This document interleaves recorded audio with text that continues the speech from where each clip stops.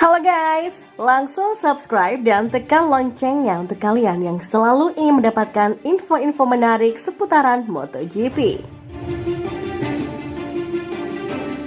Selisih 10 poin dari Quartararo, Bagnaia mulai pikirkan gelar juara.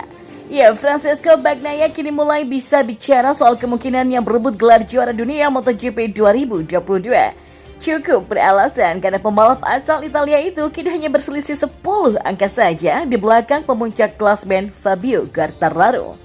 Dengan sisa 5 seri lagi, berarti ada maksimal 125 angka yang bisa direbut oleh para pembalap MotoGP pada musim ini.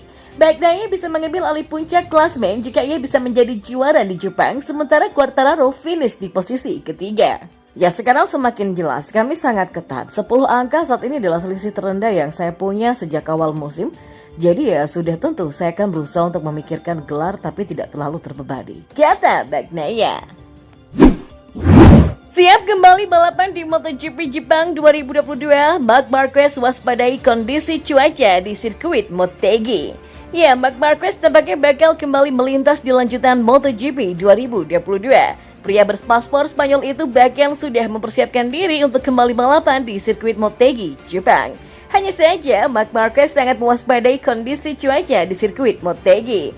Sebab menurutnya, cuaca di sekitar sirkuit suka berubah-ubah dengan sangat cepat.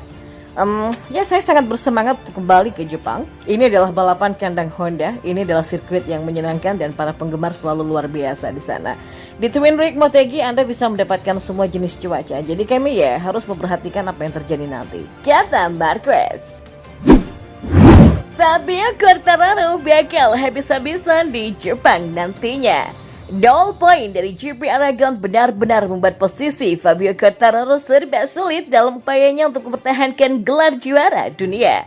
Ditambah lagi tren positif performa rival terdekatnya Francesco Bagnaia dari Ducati belum berhenti hingga di GP Aragon. Menjelang GP Jepang akhir pekan ini, Quartararo berjanji bakal habis-habisan memburu kemenangan di balapan kandang Yamaha. Meski dia juga menyadari bahwa misinya itu bakal sulit tercapai.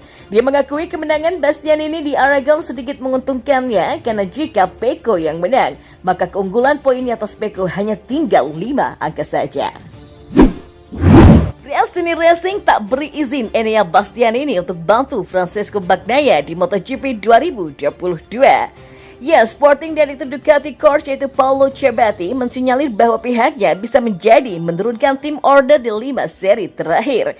Hanya tertinggal 10 poin dari Quartararo. Bagnaia bisa punya peluang besar untuk menyambut gelar dunia dengan bantuan rider Ducati lainnya.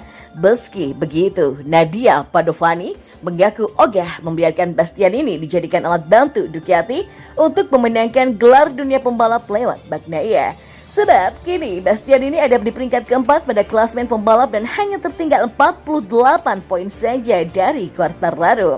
Alhasil, Bastia juga masih punya kans untuk menyambut gelar dan Padovani tak mau kans itu direnggut oleh Ducati semata-mata karena ingin membantu Bagnaia menjadi juara.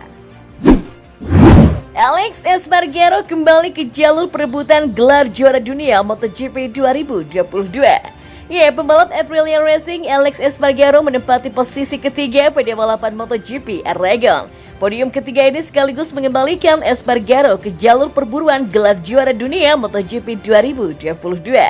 Kini, Alex mengumpulkan total 194 poin dan berada di peringkat ketiga klasmen sementara. Pembalap asal Spanyol ini hanya berselisih 17 poin saja dari pimpinan klasmen sementara Fabio Quartararo dari Monster Energy Yamaha dengan 211 poin dan 7 poin dari Francesco Bagnaia dari Ducati Lenovo Team dengan 201 poin.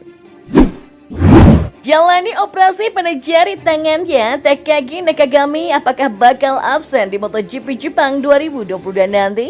Ya, Takagi Nakagami terancam absen saat balapan di kampung halaman saat MotoGP Jepang 2022 di sirkuit Motegi. Nakagami harus menjalani operasi pada 2 jari tangan kanannya akibat insiden tabrakan dengan Marc Marquez di Aragon.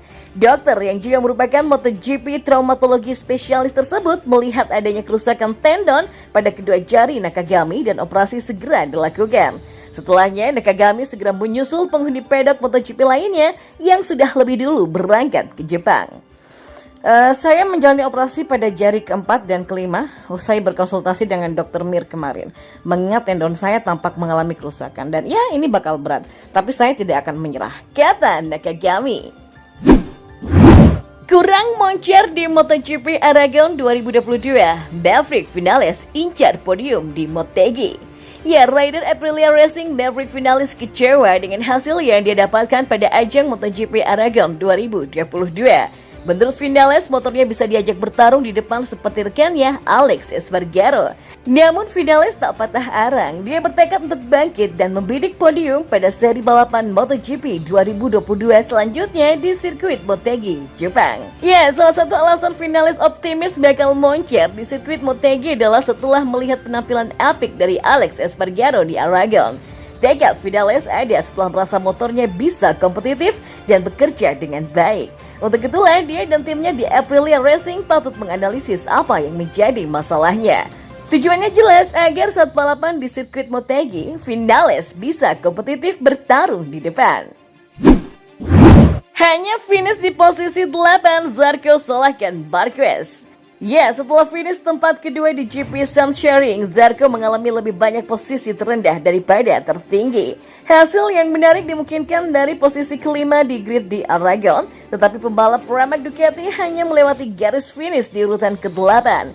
Pembalap berusia 32 tahun itu berada di posisi ke-7 sebagian besar balapan, tapi disalip oleh rekan mereka Luca Marini 2 lap sebelum akhir. Zarco juga mengaku terkena dampak di awal oleh tabrakan antara Marquez dan juga Quartararo. Saya mengawali balapan dengan bagus, tapi benturan dari Quartararo dan Marquez sangat keras dan saya harus mengerem keras untuk menghindari kontak dengan Fabio. Ya, kemudian saya melihat insiden dengan Nakagami di pit, dia menyebabkan kekacauan di lap pertama, kata Zarco. Thank you sudah nonton video ini sampai selesai. Jangan lupa subscribe dan nantikan video-video panas MotoGP selanjutnya. Dan sampai jumpa.